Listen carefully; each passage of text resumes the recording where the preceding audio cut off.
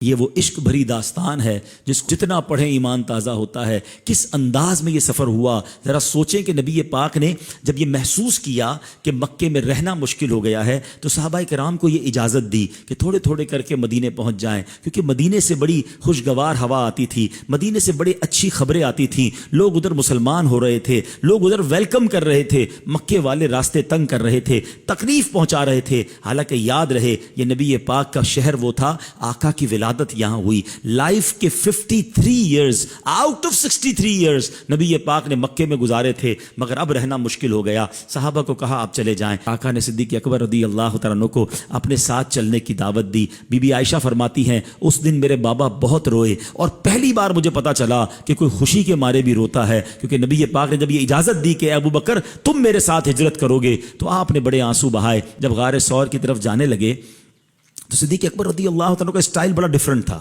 کبھی آگے چلتے، کبھی رائٹ چلتے، کبھی لیفٹ پہ آ جاتے، کبھی پیچھے چلنے لگ جاتے۔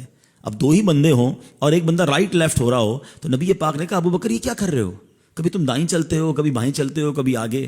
کہتے حضور جب میں خیال آتا ہے نا کہ آپ پر دشمن دائیں طرف سے حملہ کرے گا تو میں رائٹ آ جاتا ہوں، جب یہ خیال آتا ہے لیفٹ سے حملہ ہوگا میں لیفٹ ہو جاتا ہوں، حضور جب لگتا ہے سامنے فرنٹ سے اٹیک ہوگا میں آگے ہو جاتا ہوں، حضور جب خیال آتا ہے پیچھے سے میں پیچھے ہو جاتا ہوں۔ اللہ اکبر۔ نبی پاک نے کہا ابو بکر تم اس لیے کر رہے ہو کہ حملہ ہو تو مجھے نقصان نہ ہو؟ کہتے ہیں واللہ حضور میری یہی تمنا ہے کہ اگر کوئی اٹیک کرے آپ پر آنچ نہ آئے، ابو بکر اس کے سامنے آ جائے۔ غار ثور کے نیچے پہنچے، صدیق اکبر رضی اللہ تعالیٰ نبی پاک سے عرض کی حضور آپ میرے کاندھوں پر آ جائیں، کہیں آپ کے مبارک قدموں پر کوئی کانٹا نہ لگ جائے۔ لک ایٹ دا وے نبی پاک ان کے کاندھے پر سوار ہوتے ہیں، اور صدیق اکبر نے وہ پورا ٹریول جنہوں نے کیا ہے وہ جانتے ہیں، آلموسٹ 5000 فٹ ہائٹ ہے۔ صدیق اکبر وہ کیسے لے کر چلے ہوں گے، کیا وہ منظر ہوگا۔ اور جب نبی پاک علیہ الصلوۃ والسلام کو غار کے کنارے پر پہنچا دیا، نبی پاک سے عرض کرتے ہیں حضور آپ ذرا باہر رہیے، پہلے میں اندر جاؤں گا۔ اندر جاتے ہیں، غار کو صاف کرتے ہیں، دیکھا بہت سارے سوراخ ہیں، کہیں کوئی جانور نہ نکل آئے، کوئی سانپ وغیرہ نہ نکلے۔ ایک ہی چادر تھی، اس کے ٹکڑے کیے، سوراخوں میں ڈال دیا۔ اب ذرا سنیے گا، یہ بات کم لوگوں نے سنی ہے۔ جب باہر آئے تو نبی پاک نے کہا ابو بکر تمہاری چادر کہاں گئی؟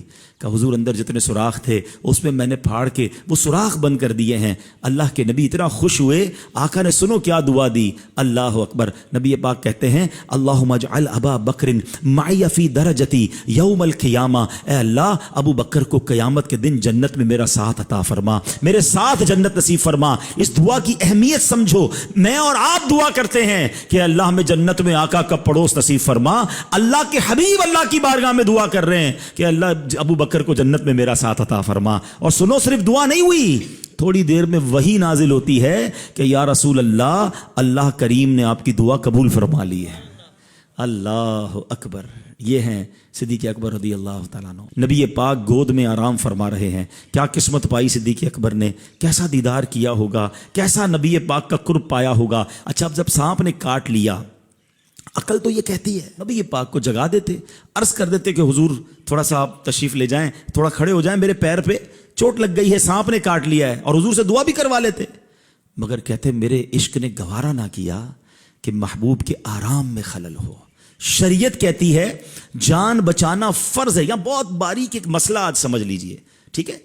فرض پر عمل کرنا یہ سب سے اول ہوتا ہے۔ فرض کے لیے بہت ساری چیزیں چھوڑنے کی اجازت ہے، فرض پہلے، اور فرض معاف نہیں ہوتا، فرض ضروری ہوتا ہے۔ آپ نے نہیں جگایا نبی پاک کو، اگر آنسو نکلے آقا کے چہرے انور پر گرتے ہیں، نبی پاک کی آنکھ کھلتی ہے، کہا اے ابو بکر کیوں رو رہے ہو؟ کہا حضور سانپ نے کاٹ لیا ہے۔ سبحان اللہ، نبی پاک نے ایمرجنسی وارڈ کی طرف نہیں بھیجا، اپنا لعاب دہن نکالا، آپ کے انگوٹھے پر لگایا، سانپ کا زہر جو ہے اس کا اثر ختم ہو گیا۔ تو سکھا کیا گئے؟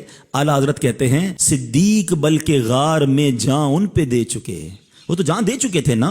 اور حفظ جان جان فروز غرر کی ہے، اور جان بچانا تو سب سے اہم فرض ہے۔ اعلیٰ حضرت کہتے ہیں ثابت ہوا کہ جملہ فرائض فرو ہیں، پتہ یہ چلا کہ سارے فرض جو ہیں وہ فرو ہیں، وہ شاخیں ہیں۔ اصل الاصول بندگی استاج ور کی ہے۔ ارے اصل یہ ہے کہ اگر رب راضی جب ہوگا، جب حبیب پاک راضی ہو جائیں گے۔